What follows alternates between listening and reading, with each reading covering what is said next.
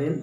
और आज हम लोग बात करेंगे ऐसे टॉपिक पे जिसके बारे में आप लोग सोचते हैं। जैसे कि मान लीजिए अगर आपको अपने बच्चों को बताना हो कि भारत के बारे में कुछ, कि हम बताएं अपने भारत के बारे में कि हमारा भारत कैसा है, कैसे भारत नाम पड़ा, इन सब चीज़ों का जवाब अगर हम अपने बच्चों को समझाना चाहें कि कैसे हमारे देश का नाम भारत पड़ा है तो कैसे बताया जाएगा। तो हम इस बारे में बात करेंगे कि भारत का नाम कितने हैं और क्यों पड़े हैं ये सारे नाम, और कहाँ से लिए गए हैं। इन नामों के बारे में हम लोग आज बात करने वाले हैं। तो पहले देख लीजिए भारत के नाम कितने हैं। हमें नहीं लगता है, मुझे पता नहीं है, लेकिन फिर भी लगता नहीं है कि कोई ऐसा देश रहा होगा जिसके इतने सारे नाम जो हैं जितने कि हमारे देश के नाम हैं। हमें पता है हमारे देश का इतिहास गौरवशाली रहा है और हमें गर्व है कि हम भारतीय हैं। चलिए बात करते हैं भारत। देखिए पहले नाम देखिए क्या क्या है हमारे भारत के। एक भारत है, एक भारतवर्ष है, आर्यवर्त है, जम्बूद्वीप है, हिंदुस्तान और इंडिया और भारत खंड।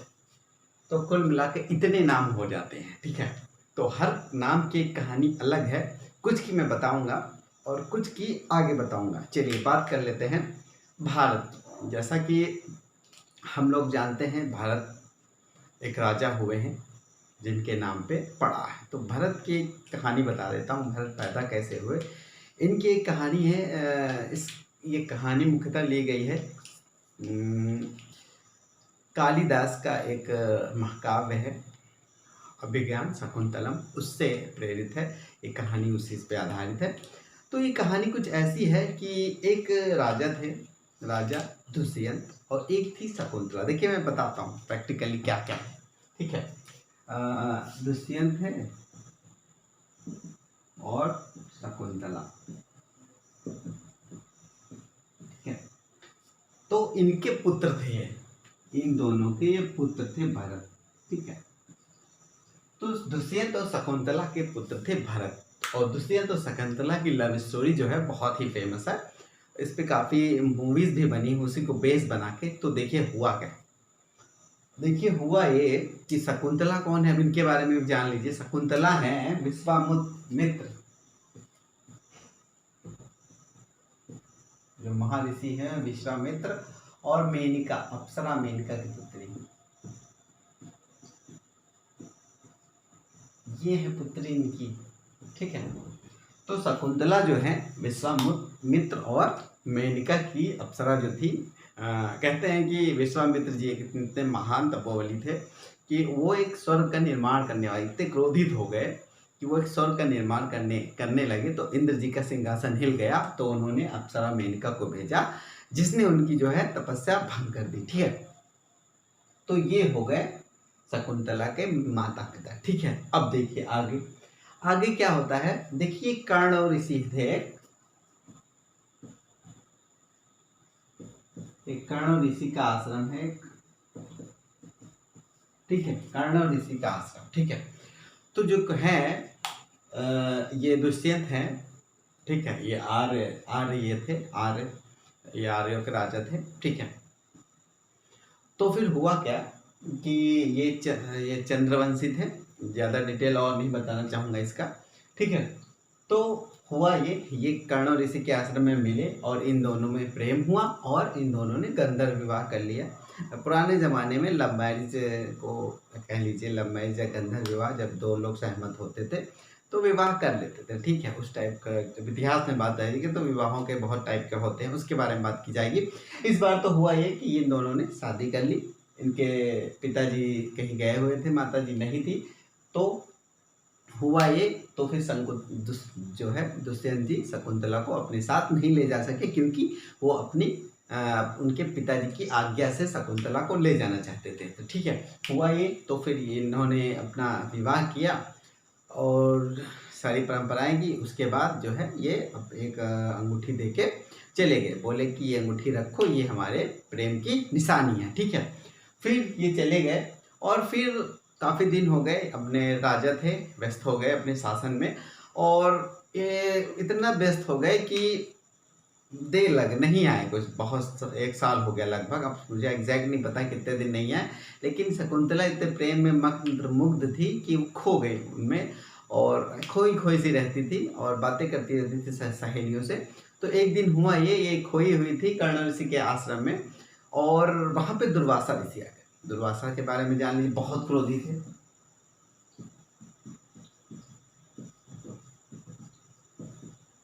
दुर्वासा ऋषि आ गए, ये पुत्र थे अनुसुईया के, सुईया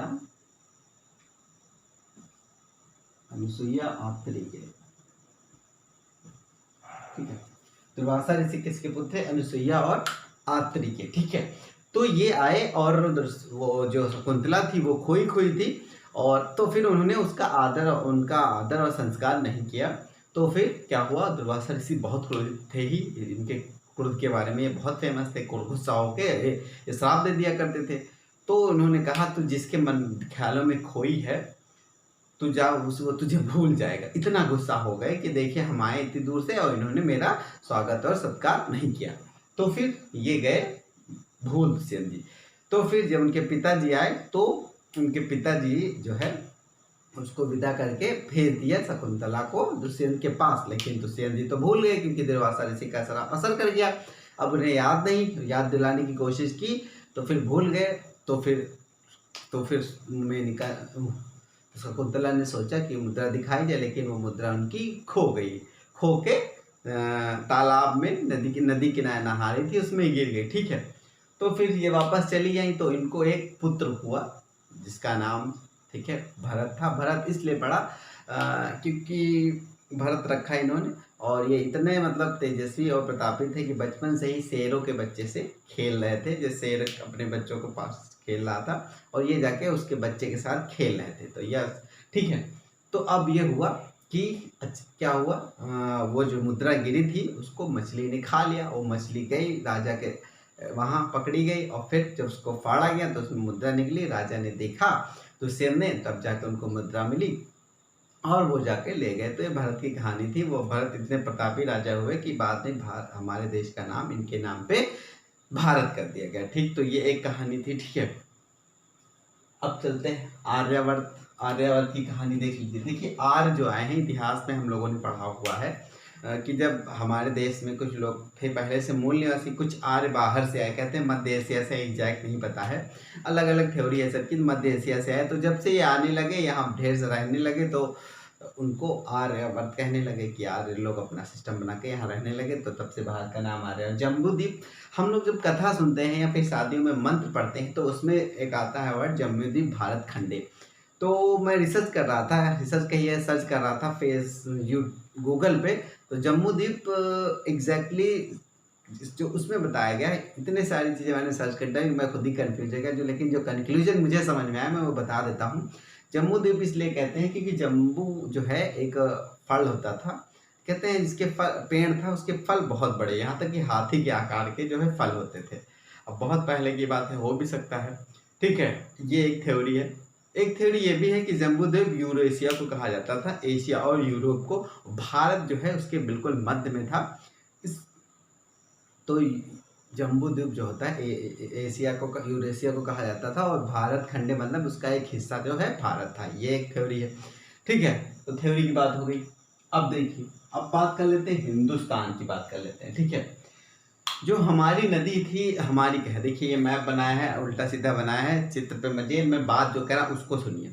देखिए ये सिंधु नदी है जो चीन से चल रही है, भारत से होते हुए पाकिस्तान गुजरते हुए अरब सागर में गिर जाती है, ठीक है। ये सिंधु नदी, सारी कहानी इस नदी पे ही है। पूरा सिस्टम भारत का जो है, पूरी जो सभ्यता जन्मी है इसी नदी के आसपास। तो हम सबको पता है, हम लोगों ने पढ़ा है, लगभग 2500 साल पहले, 2500 पहले सिंधु सभ्यता जो है यहाँ पे पनपी थी, ठीक है। 2500 साल पहले सिंधु घाटी सभ्यता, हड़प्पा सभ्यता कभी नाम से भी जानते हैं, ये यहाँ पनपी थी। तो सबसे पहले तो इसको सिंधु कहा जाता था। सिंधु को सुधारते सुधारते वो हो गया हिंदू, ठीक है। कुछ लोग इसको हिंदू नदी कहते थे, ठीक है। तो सिंधु हो गया हिंदू नदी, ठीक है। अब ये हो गया हिंदुस्तान। फिर धीरे धीरे यहाँ के निवासियों को ये लोग हिंदुस्तान कहने लगे। हिंदू पहले धर्म नहीं था, ठीक है। पहले तो सब ऐसे ही सिस्टम चल रहा था, तब धर्म भी नहीं आते।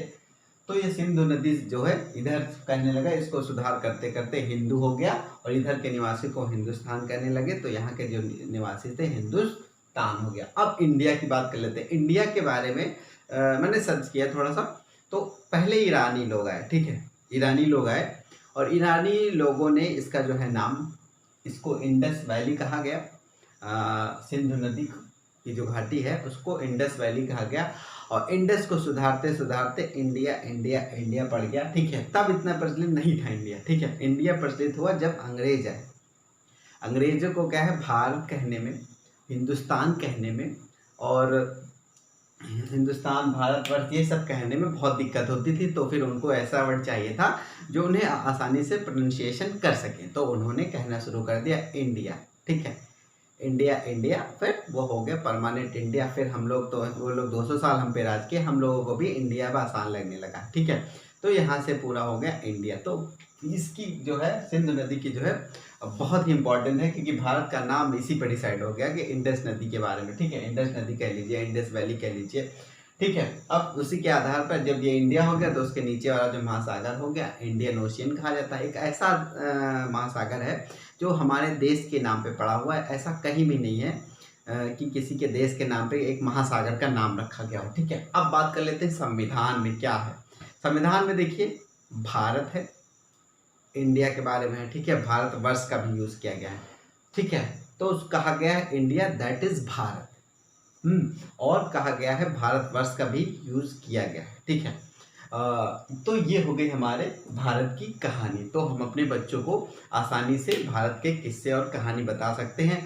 पढ़ाना है मुझे ज्योग्राफी, लेकिन मैं चाह रहा था कि थोड़ा सा भारत के जो नाम है उनके बारे में बता सकूं, ठीक है। तो आर्यावर्त, वेदों में, पुराणों में ये आर्यावर्त भारत यूज किया गया है। जम्बूद्वीप, भारत खंडे यूज किया गया काफी ज्यादा, ठीक है। हिंदुस्तान, फिर देखिए एक बात में बताना भूल गया, यूनानी, यानी कि जब सिकंदर आया था 1326 ईसा पूर्व के आसपास आया था, ठीक है।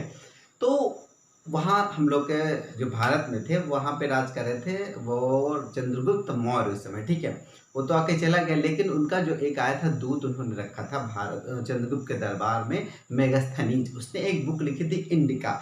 तो वो इंडिका जो है उसी पे आधारित है। तो देखिए पहले ईरानी लोगों ने पहले ही नाम रख दिया था। थोड़ा मैं कंफ्यूज हुआ था कि कहीं ऐसा तो नहीं है कि यूनानियों ने रखा हो, नहीं। तो यूनानी, जो कि सिकंदर यूनानी था, उसने एक मेगास्थनीज रखा था चंद्रगुप्त मौर्य के उसमें। तो उसने एक इंडिका की किताब लिखी जो भारत के बारे में काफ़ी कुछ बयान करती है उस समय के बारे में। तो ये थे कुछ टर्म्स और मैंने कोशिश की है कि इसको आसानी से एलिब्रेट